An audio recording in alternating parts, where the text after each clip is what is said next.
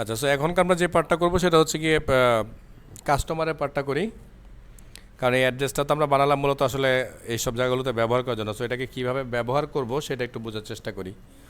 যদি অনেকগুলো কাজ আছে, আমরা প্রথমে একটু একটু করে শুরু করি। তো প্রথমে আমরা এন্টিটিতে চলে যাই, গিয়ে একটা কাস্টমারের মডেল ফাইল বানিয়ে নিচ্ছি। সো এখানে আমরা যেটা করতেছি দেখেন, কাস্টমারের মডেলের মধ্যে প্রথম মডেলটার আমরা নাম দিলাম customer model. Customer model copy with এই ডাটাগুলো আমরা দিয়ে রাখলাম। এই মডেলটাকে আমরা ভেরিয়েবল হিসাবে এখানে রাখছি। সো রিটার্ন করবো আমরা এই ডাটাগুলোকে। আবার এখানে হচ্ছে কাস্টমার রেসপন্স মডেল, কারণ মূলত আমরা রেসপন্সগুলোকেই পাবো। সো রেসপন্স মডেল এবং ওই যে ফর্ম জেসন, এটা আমরা নিয়ে নিলাম, কারণ টু জেসন আমাদের দরকার নেই খুব একটা। আর টু জেসন যদি লাগেও আমরা এই যে এই পার্টটুকু দিয়ে সে কাজটা চালাই দিতে পারবো আর কি, যে এখানে আমাদের এটা মডেল বানানো, এই যে টু জেসন এখানে রাখাই আছে।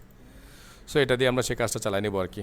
ঠিক আছে, তার মানে এখানে রেসপন্স এবং রিকোয়েস্ট দুইটা পার্টে কিন্তু আমরা একটা জায়গায় নিয়েছি। খেয়াল করছেন কিনা দেখেন, এখানে একটা ক্লাস, এখানে আরেকটা ক্লাস। সো দুইটা ক্লাস আমরা একসাথে একটা মডেলের মধ্যে নিয়ে নিছি। আমরা যেটা করব, আমরা লিভের মধ্যে এসে একটা ডিরেক্টরি নিয়ে নিচ্ছি নতুন করে, এটার নাম দিলাম আমরা কাস্টমার। সো কাস্টমারের মধ্যে আমাদের স্ট্রাকচারটা আমরা করব এরকম অথের মতোই আর কি। হ্যাঁ, তো প্রথমে একটা আমরা বানিয়ে নিচ্ছি ডিরেক্টরি ডেটা, আর একটা ডিরেক্টরি আমরা বানিয়ে নিচ্ছি হচ্ছে গিয়ে প্রোভাইডার। সো আরেকটা আমরা দিচ্ছি এখানে স্ক্রিন, SCRE ডাবল ই না, NS স্ক্রিনস, মানে আমাদের পেজগুলো।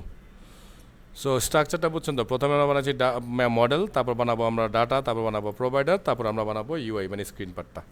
প্রথমে আমরা ডাটার মধ্যে কাস্টমার একটা রিপোজিটরি বানিয়ে নিচ্ছি। এটা ঠিক আগের মতো এই রিপোজিটরি সবগুলো মেথড আমরা এখানে কল করে রাখবো। আচ্ছা, হয়ে যাবে না এখনই, সমস্যা নেই। সো আমরা এইটাই, এই রিপোজিটরির মূলত আমরা সার্ভিসের মতো করে কাজ করাচ্ছি আর কি। হ্যাঁ, ফার্স্ট কাজ যেটা আমরা করব, আমরা API ক্লায়েন্টকে এখানে কল করব, DIO-কে কল করব,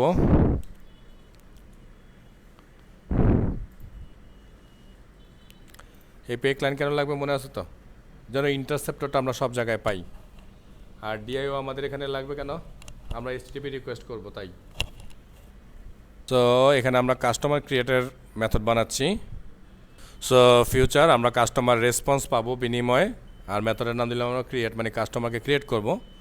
সো কাস্টমার রেসপন্স মডেলকে আমরা নিয়ে নিলাম, কাস্টমার মডেলকে আমরা সেম পেজ থেকে পেয়ে গেলাম। এখানে আমরা ফাইল নিলাম ডাটা.io থেকে। ফাইলের কাজ কি, কারণ আমরা যেহেতু ইমেজ পাঠাবো এজন্য আমরা দুইটা পার্ট নিলাম। মনে আছে তো মাল্টি পার্টের কথা, একটা পার্ট হচ্ছে ডাটা আর একটা হচ্ছে সেই মাল্টি পার্ট। সো এখানেও কিন্তু আমাদের থেকে ঠিক একইভাবে দুইটা পার্টে ডাটা নিতে হবে। দেন আমরা লিখলাম অ্যাসিঙ্ক্রোনাইজ। আমরা কিন্তু আগে এই পুরাটা লাইন একটা লাইনে লিখতাম এই পর্যন্ত, তো যেহেতু এখন জায়গা হবে না এই জন্য আমরা একটু ব্রেকডাউন করে লিখলাম। দেন আমরা বানালাম হচ্ছে ফর্ম। তো আমরা এখানে বিল্ড ফর্ম, আমরা নিচে একটা মেথড বানাবো। সো বিল্ড ফর্মের মধ্যে আমাদের লাগবে কি, কাস্টমার এবং ইমেজ। দেন আমরা রেসপন্সের মধ্যে আমরা যেটা করব, ডিআর মধ্যে আমরা পোস্ট রিকোয়েস্ট করব, কারণ যেহেতু আমরা ক্রিয়েট করতেছি। সো API কনস্ট্যান্টটাকে আমরা এখানে কল করলাম। সো কাস্টমারের মধ্যে দেখেন যে মেথডটা, এই যে সেই মেথডটা, মানে সরি API-টা। সো এই API-তে আমরা হিট করব এবং এখানে আমরা পোস্ট রিকোয়েস্ট করব উইথ ফর্ম ডাটা। যে ডাটার মধ্যে কি থাকবে, কাস্টমারের ডাটা থাকবে এবং কাস্টমারের ইমেজ থাকবে, এবং রিটার্ন করবে কি, কাস্টমার রেসপন্স মডেল, ওই আগের মতো ফর্ম জেসন। রেসপন্স ডাটাকে আমরা ম্যাপ আকারে রিপ্লাই করে দিব। আচ্ছা, তাহলে আমরা এই বিল্ড ফর্মটাকে বানাই নেই, এই রোডটাকে দেখতে ভালো লাগতেছে না, ওকে সলভ করে নিই। সো এটাকে আমরা শেষের দিকে বানালাম, এটাকে আমরা এই শেষের দিকে রাখলাম। সো আমরা বললাম যে future form data build form. So ফর্মটা বিল্ড হবে কী মাধ্যমে, কাস্টমারের ডাটা আর একটা ইমেজ ফাইল নিয়ে। সো আমরা বলছি return form data form map. এখানে আমাদেরকে বলছে কাস্টমার জেসন এনকোড, জেসন এনকোডটা পায় না, এটাকে আমরা পাইয়ে দিই। সো এটা দেখেন যে কনভার্ট ডাট এখান থেকে আসতেছে, মানে ডাট কনভার্ট থেকে। মোট কথা ডাটাগুলোকে জেসনে কনভার্ট করবে আর কি। আর মানে যেগুলো টু জেসনে থাকবে সেটাকে আমরা এই কাস্টমারের ডাটা হিসাবে এখানে পুশ করব। আর ইফ ইমেজ যদি থাকে বাকি ডাটাকে আমরা ইমেজ নামে পুশ করব। মানে কি বুঝতে পারছেন? আচ্ছা, মানে এটা একটু ক্লিয়ার করে দিই আপনাদেরকে, দেখেন আগে। এখানে মনে আছে নিশ্চয়ই আমরা যখন কাস্টমারের ডাটা অ্যাড করছিলাম তখন আমরা এই ডাটাগুলোকে এইভাবে দিয়েছিলাম, মনে আছে? তো ডাটাগুলোর নাম দিয়েছিলাম আমরা কি? কাস্টমার। আর ফাইলটার নাম দিয়েছিলাম আমরা কি? ইমেজ।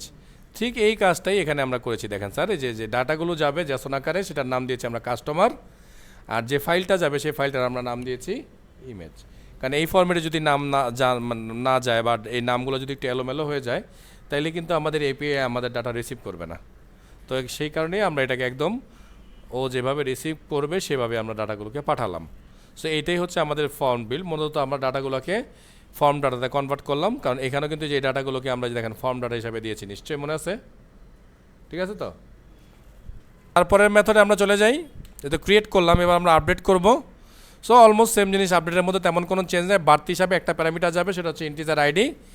আর আগের মতো কাস্টমার মডেল, এখানে ফাইল যাবে, এখানে আমাদের ফর্ম বিল্ডার লাগবে কাস্টমার আর ইমেজের। আর আমরা এখানে এই যে পুট মেথড চালাইতেছি দেখেন। সো অ্যাপ্লিকেশন ওইখানে আমরা ডাটা পাঠালাম, আইডি পাঠালাম এবং ফর্ম ডাটা আমরা পাঠিয়ে দিলাম, বাস কাজ শেষ। আচ্ছা, সো গেল এটা। তারপরে আমাদের আরও লাগবে ফাইন্ড ইউজার বাই আইডি। একটা ইউজারকে আইডি দিয়ে আমরা খুঁজে বের করব। সো মূলত হচ্ছে কাস্টমারকে খুঁজে বের করবো আর কি ইউজার আইডি দিয়ে। তো সেটা হচ্ছে এই যে মেথডটা, আর এটা হচ্ছে লিস্ট, মানে সব ইউজারকে যেন আমরা খুঁজে পাই, এটা হচ্ছে তার লিস্ট, মানে সেই মেথড গেট অল মেথডটা। সো মোটামুটি এই রিপোজিটরিটা বানানো শেষ, এখানে তেমন কোনো কাজ নেই আমাদের। সো আমাদের আরও একটা রিপোজিটরি লাগবে, যেহেতু কাস্টমারের সাথে পার্সেলেরও একটা সম্পর্ক আছে, তাহলে আমরা পার্সেল রিপোজিটরিটা বানিয়ে নিচ্ছি। এবং পার্সেলের জন্য কিন্তু আমাদের একটা এনটিটিতে আগে পার্সেল মডেলটাও বানিয়ে রাখছিলাম, মানে একটা পার্সেলের জন্য যে ডাটাগুলো লাগবে সেই ডাটাগুলোকে দিয়ে দেখেন। সো এখানের মধ্যে প্রথমে আমরা দিয়ে দিচ্ছি পার্সেল টাইপ, মানে ইনাম যেগুলো ছিল আমাদের, সার্ভিস টাইপ, ইনাম, প্রপার্টি, এগুলো কিন্তু ইনাম ডাটা সব, ঠিক আছে? পেমেন্ট মেথড, এগুলো ইনাম ডাটা আমাদের। পার্সেল স্ট্যাটাস ইনাম ডাটা, এটা হচ্ছে পার্সেল স্ট্যাটাস মেটা। মেটা মানে হচ্ছে আমরা কোনটার জন্য কি কালার দিব এবং কি লেভেল দেবো সেটাকে সেট করার জন্য আমরা এই মেথডটাকে বানাইছি।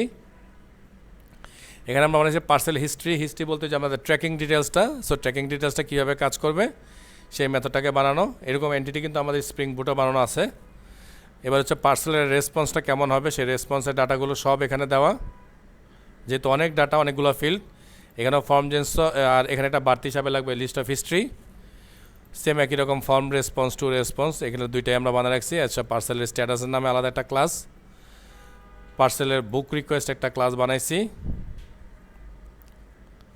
এই মোটামুটি পার্সেলের এই কাজগুলো আমরা এখানে করে রাখলাম আর কি। এবার আমরা পার্সেলের প্রোভাইডারে চলে, এবার আমরা ক্লাস বানাচ্ছি পার্সেল রিপোজিটরি নামে। তো ঠিক আগের মতোই আমরা ভেরিয়েবল এবং কী বলে কনস্ট্রাক্টর বানিয়ে নিলাম এবং এগুলোকে ইম্পোর্ট করে দিলাম আমরা। তো এটা হচ্ছে পার্সেল বুকের মেথড, এপিআই কনস্ট্যান্সটা আমরা ইউজ করলাম। এখানে আমাদের ডাটাগুলো সব আগের মতো সেট করা আছে, এখানে কোনো ঝামেলা নেই, একদম নর্মাল সেভের মতো কিন্তু আমরা করতেছি, যেহেতু এখানে আমাদের মাল্টি পার্ট নেই, কোনো ঝামেলাও নেই। নর্মালি আমরা ডাটা পাঠিয়ে দিলাম সেভ করার জন্য অ্যাসিঙ্ক্রোনাস মেথড দিয়ে। তারপরে আমরা লিখলাম গেট বাই ইউজার বা কাস্টমার, তার মানে একটা কাস্টমার কতগুলো পার্সেল কী করছে না করছে তার ডাটাটা যেন আমরা এখানে খুঁজে পাই।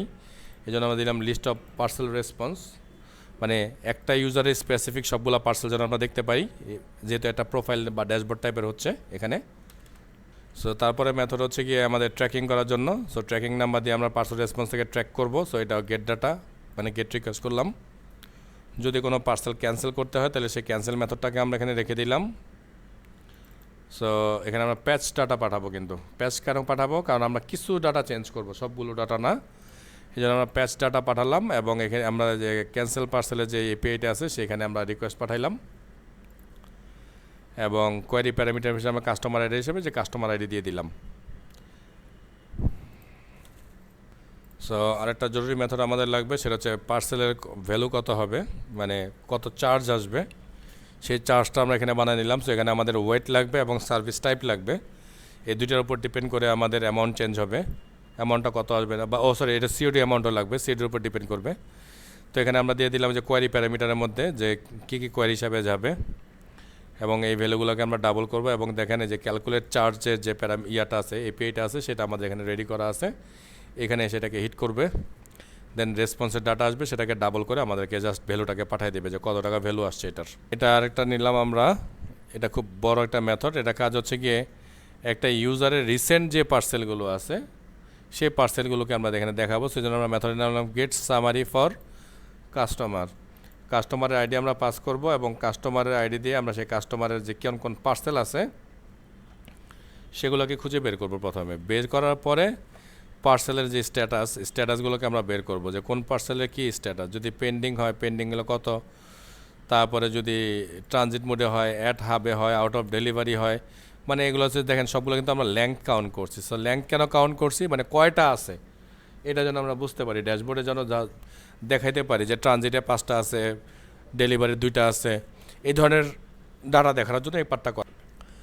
তো এখানে আমরা বলছি পার্সেল স্ট্যাটাস। সো স্ট্যাটাস যদি ডেলিভারি হয় সো ডেলিভারি ল্যাঙ্কটা আমরা মূলত চাচ্ছি ডেলিভারির জন্য একটা, এই সবগুলোর জন্য একটা, পেন্ডিংয়ের জন্য একটা, আর সব পার্সেলের জন্য একটা। মানে টোটাল পার্সেল কয়টা পার্সেল পেন্ডিংয়ে আছে, কয়টা পার্সেল ডেলিভারি হয়েছে, আর কয়টা পার্সেল যে এই মুডগুলোতে আছে, এই ডাটাগুলো আমরা ওখানে জমা করব। তো আমরা বলতাম এখানে ফাইনাল বললাম স্টোরড এই পার্সেল ডট পার্সেল। তো ডট পার্সেল দিলাম কেন, যে না এটা অ্যারে হিসাবে কাউন্ট হয়, মনে আছে নিশ্চয়ই জাভাতে আমরা প্রথম দিকে করছিলাম। দেন এই অ্যারেটাকে আমরা সর্ট করলাম, যেহেতু অ্যারেকে অটোমেটিক সর্ট করা যায় আমরা জানি। সো এখানে আর বাবল সর্ট লেখার দরকার নাই। সো আমরা এই ভ্যালুগুলোকে দিলাম। সো ভ্যালুগুলোকে দিয়ে এটা হচ্ছে আগের ডাটা, এটা হচ্ছে নতুন ডাটা আসবে। সো এই ডাটাগুলোকে ঠিক করবে এবং এইটাকে চেঞ্জ করবে ক্রিয়েটেড, মানে কখন ক্রিয়েট হয়েছে সে অনুযায়ী সে সর্ট করবে আর কি। মানে যেটা আগে ক্রিয়েট হয়েছে সেটা আগে, যেটা পরে ক্রিয়েট হয়েছে এইভাবে সর্ট করে দেবে আর কি। এবং রিসেন্ট যে ডাটাগুলো আছে সেখানে শুধুমাত্র 5টা ডাটা দেখাবো আমরা, মানে এর বেশি ডাটা দেখাবো না, কারণ ড্যাশবোর্ডে যদি 200-300 ডাটা দেখায় দেয় তাহলে তো কেমন লাগবে না। এই জন্য ড্যাশবোর্ডে ডাটা থাকবে মাত্র 5টা। সো আচ্ছা একটা মনে বেশি আসছে, এটা দরকার নাই। সো এই হলো আমাদের পার্সেল রিপোজিটরি। সো আমরা কিন্তু 2টা রিপোজিটরি একসাথে বানালাম, একটা হলো কাস্টমার রিপোজিটরি, একটা হলো পার্সেল রিপোজিটরি। 2টা একসাথে বানানোর একমাত্র কারণ এই 2টা একটার সাথে একটা ইন্টারকানেক্টেড।